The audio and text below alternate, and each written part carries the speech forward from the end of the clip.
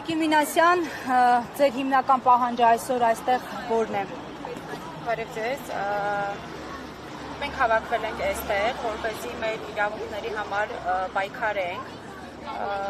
մենք արցախցիներս գնալով կանգնում ենք շատ լուրջ խնդիրների առաջ, բախվում ենք շատ դժվար խնդիրների, մենք հավաքվել ենք, որպեսզի ներկայացնենք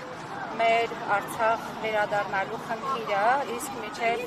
այդ ապահովելը ուզում ենք, որպեսզի մեր աջակցությունները շարունակվեն, որպեսզի մենք կարողանանք բարեկեցիկ մեր երեխաներին պահել։ Անձամբ ես բախվում եմ ահագին խնդիրների, քանի որ տան միակ աշխատողը ես եմ, ունեմ մեկ բալիկ,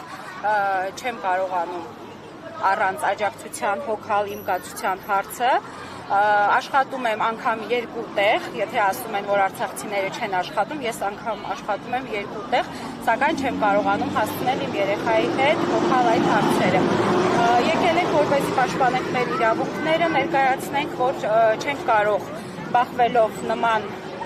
խնդիրների այստեղ գոյատևել, ապրել, մենք ուզում ենք արժանապատիվ ապրել, արցախցին միշտ արժանապատիվ է եղել, իսկ եթե ասում են, որ մուրում եք, չգիտեմ, ուտելու համար եք կռիվ տալիս էսեն, ոչ, մենք եկել ենք, որպեսզի պահանջենք մեր իրավունքների համար տեր կանգնեն։ Ինչ եք ակնկալում, կլսեն ձեր ձայնը։ Պիտի լսեն, որովհետև մեր տղաները, մեր հայրերը իրենց կյանքը չեն զոհել,